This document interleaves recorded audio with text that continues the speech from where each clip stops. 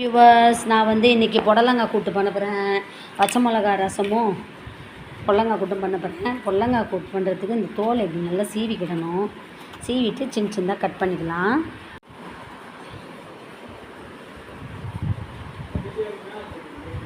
விதையெல்லாம் எடுத்துக்கணும், சின்ன சின்னதாக அரிஞ்சிக்கிடணும். புடலங்காய் கூட்டு பண்ண போகிறேன். புடலங்காய் கூட்டு பண்ணுறதுக்கு ஒரு கடாய் அடுப்பில் வச்சுக்க போகிறேன். இந்த கடாயில் தான் செய்யப்பட புடலங்காய் கூட்டும் பச்சை மிளகா ரசம் தான் இன்னைக்கு லஞ்சு. புடலங்காய் அரிஞ்சு வச்சேன், தோல்லாம் சீவிட்டு ஒரு கடாய் அடுப்பில் வச்சுக்கிறேன். கடாய் சூடாகட்டும். அதுக்கு முன்னாடி இதில் தேங்காய், சீரகம், காஞ்ச மிளகாய் மூணும் போட்டு மிக்ஸி ஜாரில் நான் அரைச்சி வச்சுக்கிட்டேன். நல்லா துருவின மாதிரி நம்ம அரைச்சிக்கிடணும். தேங்காய், சீரகம், காஞ்ச மிளகா நல்லா அரைச்சி வச்சுக்கிறேன். அதுக்கப்புறமா அதுக்கு முன்னாடி இந்த பாருங்கள், சின்ன சின்னதாக அரிஞ்சு வச்சுருக்கிறேன் புடலங்காவை. இப்போ நம்ம அந்த புடலங்காய் தான் செய்து சாப்பிட போகிறோம் லஞ்சில். நல்லா கழுவிக்கிட்டேன். இந்த பாருங்கள், தோல்லாம் சீவி சின்ன சின்னதாக அரிஞ்சிக்கிட்டேன். கடாய் சூடாகட்டும். எண்ணெய் ஊற்றி கடுகு போட்டு முதல்ல நம்ம வெங்காயம் போட்டு தாளிச்சிட்டு புடலங்காவை வேக போட்டுடலாம். வேக போட்டு ஃபைனலாக இந்த தேங்காய் துருவலையும் போட்டுட்டோன்னா புடலங்காய் கூட்டு. இந்த மாதிரி நம்ம ஃப்ரெஷ்ஷாக காய்கறிகள் சாப்பிடும்போது உடம்புக்கு ரொம்ப நல்லது. கடாய் சூடாயிடுச்சு, எண்ணெய் ஊற்றிக்கிறேன். வச்சுருக்கேன், எண்ணெய் சூடாயிடுச்சு, கடுகு போட்டுக்கிட்டேன். நான் அரிஞ்சு வச்ச வெங்காயமும் கருவேப்பிலையும் போட்டுக்கிறேன். இதுவும் நல்லா வதக்கிப்போம். கல்லுப்பு போட்டு வதக்கிக்கலாம். கல்லுப்பு சேர்த்துக்கலாம்.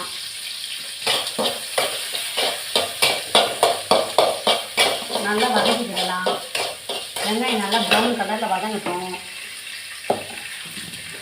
இதுக்கு நான் சிம்பிளாக ரசம் தான் பண்ண போகிறேன். ரசம், புடலங்காய் கூட்டு. ஓரளவு வெங்காயம் வதங்கிடுச்சு. இப்போ நான் அரிஞ்சு வச்சு இந்த புடலங்காய் போட்டுக்கிறேன். இதை நல்லா உப்புலாம் போட்டாச்சு. இனிமேல் இது வேகட்டும். அதுக்கு முன்னாடி நான் அந்த ஒயிட் ரைஸை செய்தேன் பார்த்தீங்களா, அதை கொஞ்சம் கிளறி விட்டுட்டா நல்லா உதிரியாகவே இருக்கும். நம்ம அப்படியே குக்கர்லேயே வச்சிடக்கூடாது. கொஞ்சம் அப்படியே கிளறி விட்டுட்டோன்னா நல்லா உதிரியாக இருக்கும். அதனால் இப்போ ஒயிட் ரைஸை நான் உதிரியாக்கிட்டேன். அப்போ தான் நல்லாயிருக்கும் சாப்பிடும்போது. இது நல்லா ஊற வச்சு பண்ண ரைஸ் தான். இப்போ இந்த தண்ணிக்காய், இது நீர்க்காய் தான் புடலங்காய். அதனால் இந்த தண்ணியே போதும். நல்லா வெந்த பிறகு கொஞ்சம் தண்ணி தெளிச்சா போதும். ஆல்ரெடி தண்ணி இருக்குது அதில். கொஞ்சம் வேகட்டும். வெந்துடுச்சா பார்க்கலாமா? இதே நீர்க்காயில் ரொம்ப தண்ணி ஊற்ற வேண்டாம். புடலங்காய், சொரக்காய், பீர்க்கங்காய் எல்லாமே நீர்க்காய். தக்காளிக்கு ஓரளவு வெந்துருச்சு. நான் இதில் நான் அரைச்சி வச்ச தேங்காவை போட்டுக்கிறேன். செம்ம டேஸ்ட்டாக இருக்கும் அந்த மாதிரி செய்து சாப்பிட்டு பார்த்தீங்கன்னா. நான் தேங்காய் கொஞ்சம் நிறையவே போட்டுக்கிட்டேன். மிக்ஸ் பண்ணி விட்டுருவோம். சுவையான புடலங்காய் கூட்டு தயாராகிடுச்சு. இது நான் இப்போ இதில் பச்சை மிளகாய் வைக்க போகிறேன். அடுத்தது இன்னும் கொஞ்சம் லைட்டாக தண்ணி தெளிச்சுப்போம். கொஞ்சம் தண்ணி தெளிச்சிக்கலாம். நல்லா இருந்தால் தான் நல்லா இருக்கும் காய். இந்த தண்ணி வற்றிச்சுன்னா போதும். இப்போ அடுத்தது நான் இதில் இந்த ஜார்லேயே மிளகு, சீரகம், பூண்டு, பச்சை மிளகாய், தக்காளி, மிளகு, அடுத்தது சீரகம், மிளகு, அடுத்தது பச்சை மிளகாய், ஒரு 5-6 பச்சை மிளகாய் போட்டுக்கிறேன். பச்சை மிளகாய் ரசம் தான் வைக்க போகிறேன். ரொம்ப டேஸ்ட்டாக இருக்கும். ஒரு தக்காளி, கொஞ்சம் கருவேப்பிலை. இதெல்லாம் கழுவிட்டு நான் இவ்வளோ கருவேப்பிலையும் போட போகிறேன். கருவேப்பிலை போட்டு அரைச்சாதான் நல்லாயிருக்கும். தக்காளி, 3 பச்சை மிளகாய், எல்லாம் கருவேப்பிலையும் போட்டுக்கிறேன். கருவேப்பிலை எவ்வளோக்கு எவ்வளோ யூஸ் பண்ணுறோமோ அவ்வளோக்குள்ள முடி நல்லா கருன்னு இருக்கும். முடி கொட்டாது. அடுத்தது பூண்டு கொஞ்சம் போட்டுக்கிறேன். இந்த பூண்டு போட்டு பூண்டு எடுத்துட்டு வரேன்.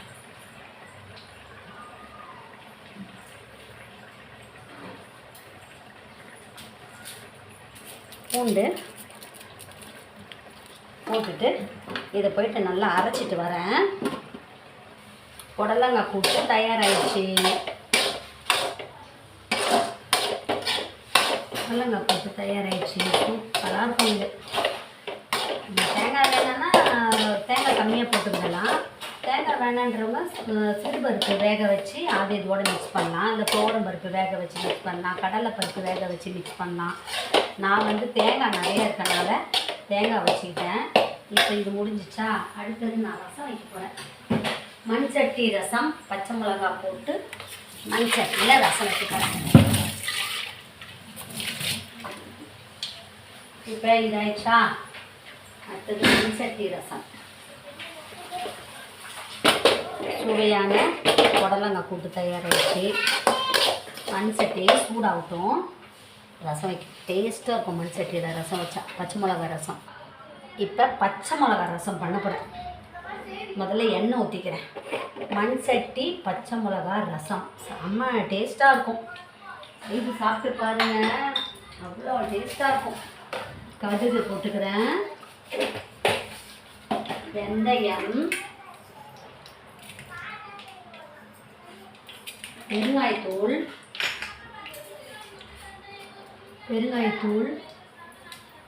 கடுகு பொடிட்டும். ஒரே ஒரு ரெண்டே காஞ்ச மிளகாய். அடுத்தது கொஞ்சம் போல கருவேப்பிலை.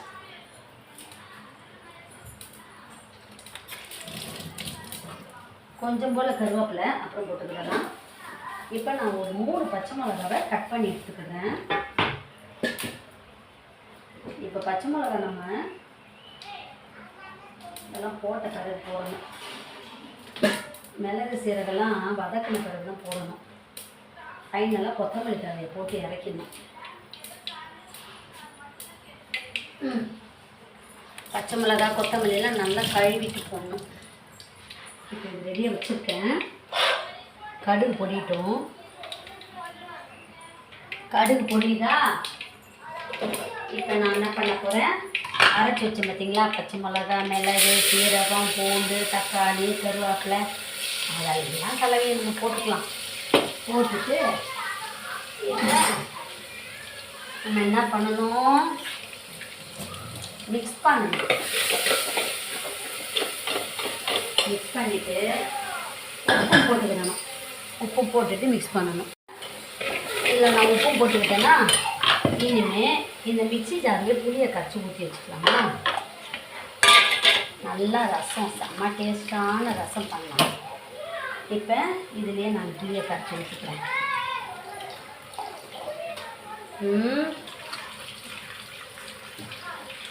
சுவையான ரசம் ரொம்ப டேஸ்ட்டாக இருக்கும். அந்த மாதிரி மண் சட்டியில் பச்சை மிளகா போட்டு நீங்கள் செய்து சாப்பிட்டு பாருங்கள்.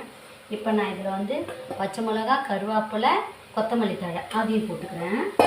அதையும் போட்டு நல்லா மிக்ஸ் பண்ணிடுறேன்.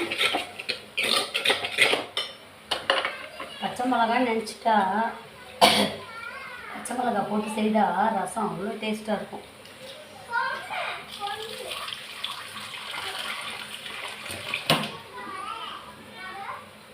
இப்போ நான் புளியை ஊற்றிக்கிறேன்.